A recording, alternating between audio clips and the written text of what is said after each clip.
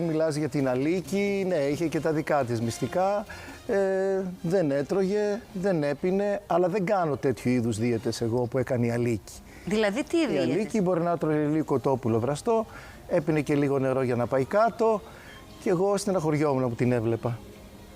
Στην καθημερινότητα αυτό ήταν η βάση? Ήταν η βάση, ναι, εντάξει, ένας καφές, μια πορτοκαλάδα, λίγο ψαράκι, λίγο σαλάτα και θυμάμαι κάποια Χριστούγεννα, το έχω ξαναπεί, αλλά το ξαναπώ, ανέβηκε σε μια καρέκλα στα τελευταία Χριστούγεννα, κρατώντας ένα μελομακάρονο και είπε «Παιδιά, η κατάχρηση της χρονιάς μου». Το ένα το μελομακάρονο, Ναι. Οπότε, όχι, αυτό δεν το κάνω εγώ. Δείχνει βέβαια αυτό μια στοχοπρόσιλωση, ένα πρωταθλητισμό.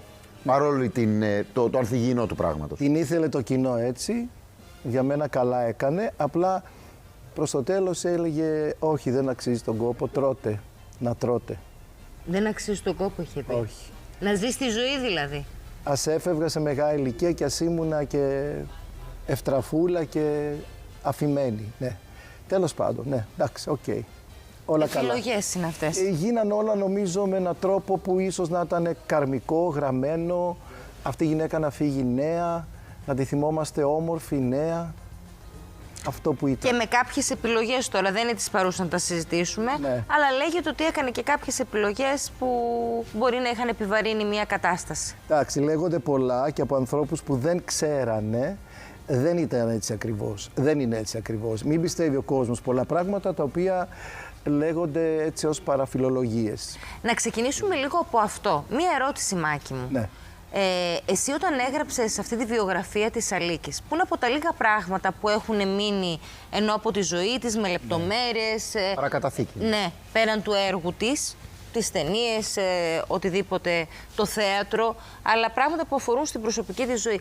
Δεν υπάρχουν πολλά άλλα. Δηλαδή δεν βλέπουμε να γίνονται εκδηλώσεις, να υπάρχει ένα ίδρυμα που έχει να υπάρχουν τα πράγματα της μέσα. Δηλαδή, ένα μουσείο, ας πούμε. Ένα αρχείο. εσύ όταν έγραψες το βιβλίο, ζούσε η Αλίκη. Είχε γίνει με τη δική της προτροπή. Έχει γίνει με τη δική της προτροπή, με τη δική της υπογραφή. Είναι η επίσημη βιογραφία της Αλίκης. Γίνανε κι άλλα με τα βιβλία. Ωστόσο η Αλίκη αυτό, και γι' αυτό στο βιβλίο πάνω υπάρχει η υπογραφή της, αφιερωμένο στους φίλους μου με αγάπη. Το θέμα Αλίκη είναι κάτι που κάνει τζιζ, σε εισαγωγικά. Ωστόσο εγώ μεγάλωσα στην Αλίκη, δίπλα της. 17 χρόνια έπαιξα μαζί της, όπως μεγάλωσα και με τον Γιάννη μαζί. Εγώ ήμουν 17, ο Γιάννης ήταν 10, ας πούμε. Και όταν το βράδυ, επειδή έπαιζα στο καμπαρέ μαζί της και ήμουν 17, είχε υποσχεθεί στον πατέρα μου ότι θα με πηγαίνει οδηγός στη σπίτι μου, γιατί ήμουν σχεδόν ανήλικος. Αλλά πάρα πολλές φορές μετά το θέατρο έμενα σπίτι της, κοιμόμουν σπίτι της. Σαν να είχε ένα μικρό γιο και ένα μεγάλο γιο, κάπως. Ναι. Και με το Γιάννη, σαν αδέλφια με το Γιάννη. Δεν μεγαλώσαμε με τον αγαπάς, είσαι προστατευτικός απέναντί του. Είναι κομμάτι της ζωής μου ο Γιάννης. Και είναι ένα κομμάτι της Αλίκης. Επικοινωνούμε, ναι. Και τώρα ακόμη πιο πολύ. Κάτι ετοιμάζουμε με το Γιάννη. Κάτι για την μεγάλο, Αλίκη. Για την Αλίκη. Υπάρχει τώρα κάποιος εορτασμός? Είναι τα 30 χρόνια. Είναι τα 30 χρόνια που έχει φύγει, Και κάτι 30 χρόνια, παιδιά. 30 χρόνια περάσαν σαν να ήταν χτες. Η Αλίκη ωστόσο υπάρχει. Είναι ροδαλή ακόμα στις οθόνες, να τη βλέπουμε.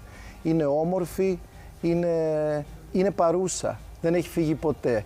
Απλά της χρωστάμε μια μεγάλη γιορτή. Αυτή τη μεγάλη γιορτή οργανώνουμε με το Γιάννη να κάνουμε κάτι πολύ μεγάλο.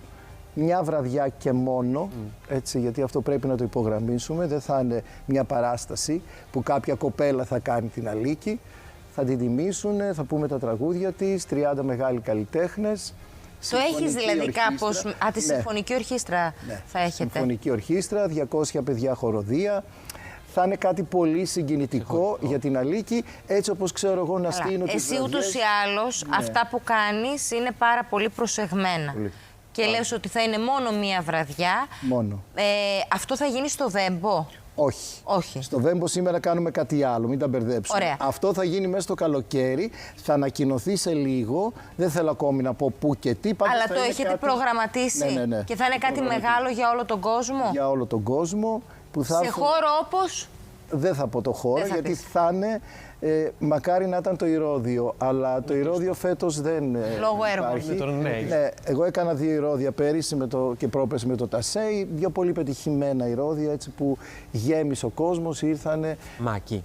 Να διευκρινίσω λίγο κάτι πριν περάσουμε σε επόμενο θέμα. Εννοείται. Επειδή μπορεί να έχουν γραφτεί διάφορα και καταλαβαίνουμε ότι πολλοί κόσμος θα ήθελε να αναφερθεί, να κάνει κάτι με πολύ καλή πρόθεση, ξέρετε βέβαια και ποιος είναι, προς το πρόσωπο της Αλίκης Βουγιουκλάκη. Να διευκρινίσουμε κάτι, ό,τι αφορά σε μια παράσταση του Τάκη Ζαχαράτου, εκεί θα είναι ένα κομμάτι όπως κάνει πάντα, σωστά? Ναι, αυτό ξέρω. Ο Τάκης ξέρω πως αγαπούσε πολύ την Αλίκη. Είναι κομμάτι της ζωής του και του Τάκη η Αλίκη. Αλλά ο Τάκης είναι ένας μοναδικός καλλιτέχνης.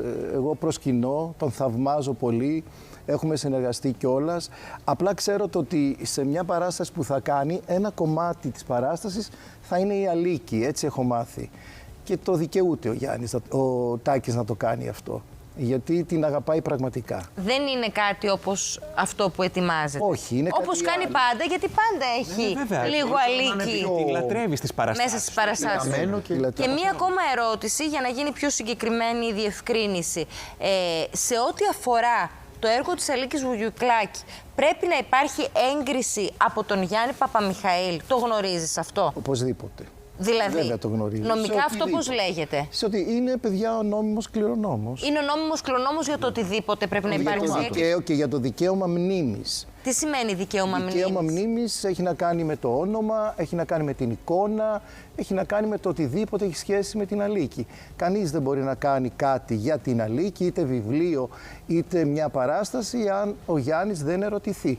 Θα πρέπει ή αν να δεν έχει ερωτηθεί δηλαδή... ο κληρονόμος γενικότερα. Θα πρέπει δηλαδή να έχει την έγκριση Βέβαια. του Γιάννη Παπαμιχαήλ. Ναι.